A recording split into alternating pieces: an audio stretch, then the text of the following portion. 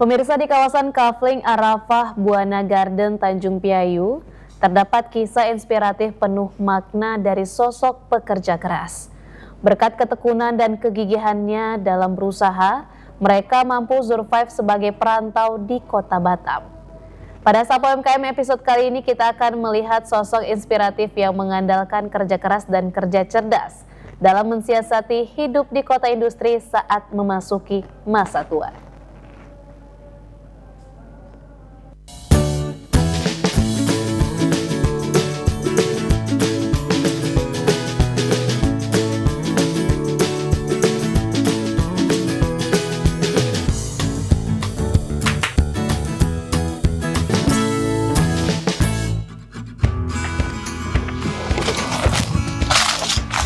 Halo pemirsa Batam TV, kembali lagi bersama saya di Sapa UMKM. Kali ini saya berada di Sebeduk. Yuk ikuti keseharian saya untuk melihat peternakan bebek dan toko pancing. Yuk! Di sebuah sudut kota Batam, tepatnya di Kafling Arafah Buana Garden, Kelurahan Tanjung Piayu, Kecamatan Sebeduk. Hidup denyut kehidupan yang sederhana namun penuh semangat. Di balik hiruk pikuk kota industri, masih ada wajah-wajah yang setia menjaga sumber pangan lokal. Inilah kisah mereka, Chandra dan Rizal, para pelaku usaha kecil yang menghidupi keluarganya, ternak bebek dan toko pancing. Inilah Chandra Gunawan, pensiunan salah satu perusahaan BUMN yang kini terjun ke usaha ternak bebek pemula. Usaha ini baru ia mulai sekitar sebulan setengah yang lalu, saat usia tak lagi memberi ruang besar untuk bekerja di perusahaan. Usaha ternak bebek ini bukan sekedar pekerjaan. Bagi Chandra, ini adalah jalan hidup, sebuah ikhtiar untuk bertahan sekaligus menatap masa depan. Ya, atas nama Chandra di sini dan juga sekaligus Ketua RW di Perumahan Buana Garden ini, sehari-hari saya di samping Ketua RW di perumahan ini dan juga berkebun gitu loh, artinya beternak bebek lah sekarang ini, karena kita sudah tidak tergantung lagi dengan perusahaan, sudah tidak ada ikatan lagi seperti itu. Pertama, segala sesuatu itu Mbak Kiki, pertama harus hobi dulu. Ya, setelah hobi itu ada, baru kita mengukir lah, artinya kita harus action. Kemudian karena bebek ini menurut saya gampang meliharanya dan juga tidak gampang sakit, ya kan, dan pakannya pun lebih enak didapat. Nah, makanya saya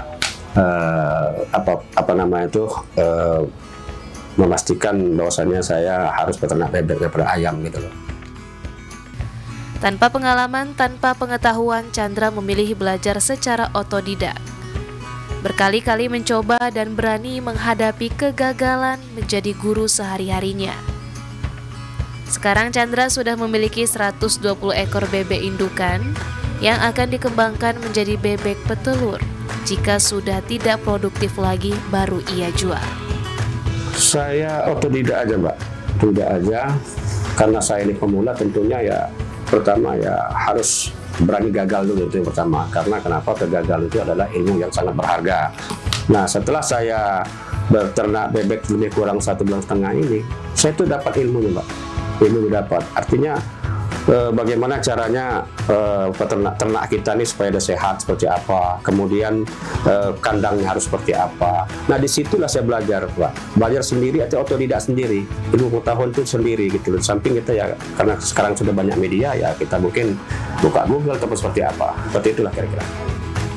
Chandra mengaku kerap menghadapi kendala hama tikus hingga kondisi kandang yang harus terus diperbaiki. Kebersihan kandang, pengelolaan air, dan pola pakan menjadi PR hariannya. Beruntung ia mendapat dukungan warga sekitar yang membantu menyuplai ampas tahu untuk pakan ternak bebeknya. Hamanya itu kalau untuk sementara tikus Pak. Nah, tikus ini sudah pusing juga saya, menanya ke sana kemari ya kan, hama tikus, bagaimana caranya supaya tikusnya takut ya kan. Sudah kita kasih lampu lagi, sudah kita rapatkan lagi kandangnya, tapi masih tetap juga. Nah, artinya setelah saya pelajari itu semua, ke depan itu memang harus kita robah konsep. Pertama kandang dulu Mbak, harus sterilkan.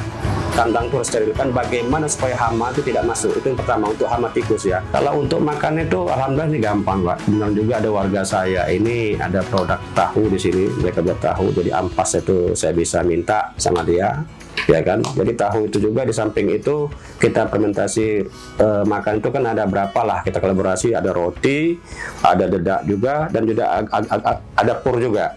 Nah, dan sekali-sekali kita harus kasih vitamin juga untuk air minumnya, minimal 1 minggu sekali. Saya kira untuk makannya nggak terlalu susah lah.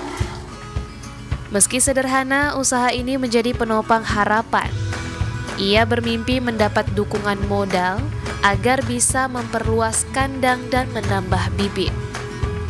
Kami selaku masyarakat ya sangat berharap sekali kepada pemerintah, khususnya usaha kecil dan menengah UMKM ini, dari pemerintah agar bisa mensupport kami ini. Karena kenapa? Sebetulnya ekonomi itu yang harus digerakkan itu ya ekonomi kerakyatan ini Mbak, artinya UMKM yang menengah dan kecil ini.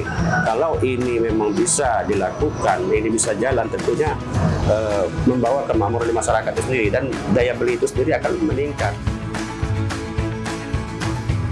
Masih di lingkungan yang sama, seorang warga lain mencoba peruntungan lewat usaha berbeda. Namanya Rizal, pemilik toko pancing yang berdiri sejak 2021. Berawal dari hobi masa kecil, toko ini kini menjadi tujuan utama para pemancing sekitar. Rizal tidak hanya menjual peralatan pancing, tapi juga pakan ikan dan makanan hewan peliharaan. Saya tuh sebenarnya kemarin sales, ya jualan kosmetik lah. Ya, di samping itu ya memang saya punya usaha toko pancing. Ya, yes, karena hobi, dan di samping hobi ya potensinya juga lumayan kan, karena kan banyak pemancing yang kalau pemancing itu mau cari kayak mata kail, kayak joran kan harus ke jauh, ke Batu Aji, ada ke Nongsa. Nah, makanya saya coba untuk membuka usaha ini. Di sini ada sebagian saya yang online, ada yang offline juga. Tapi kebanyakan saya beli yang offline di pasar SP Batu Aji. Karena kalau yang online tuh kadang memang harganya sedikit murah, cuman kadang nggak sesuai dengan pesanan.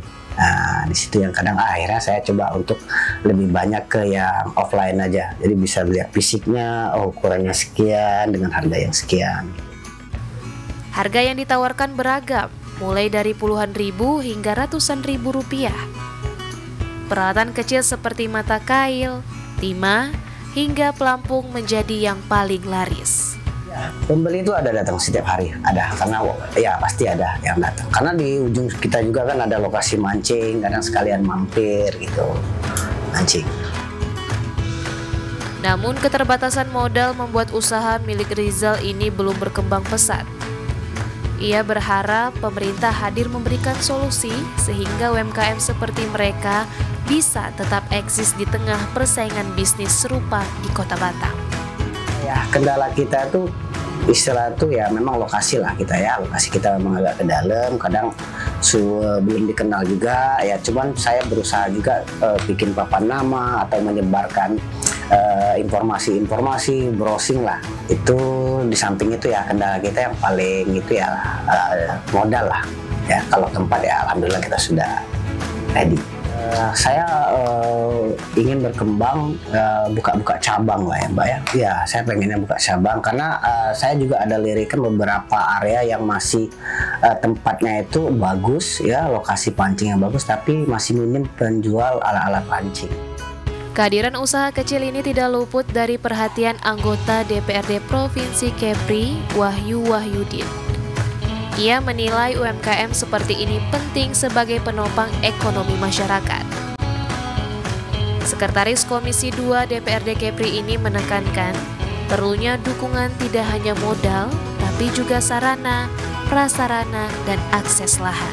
Saat ini beliau-beliau ini membutuhkan permodalan yang cukup, dan insya Allah memang dari pemerintah saat ini ada program permodalan ya bagi UMKM, bunganya 0%, yang untuk kota itu 20 juta rupiah, kemudian untuk provinsi sekitar 40 juta rupiah. Banknya juga sama, yaitu dari Bank Riau Kepri Syariah. Ini bisa diakses oleh siapapun itu. Menurutnya, ketahanan pangan di Batam masih sangat bergantung pada impor.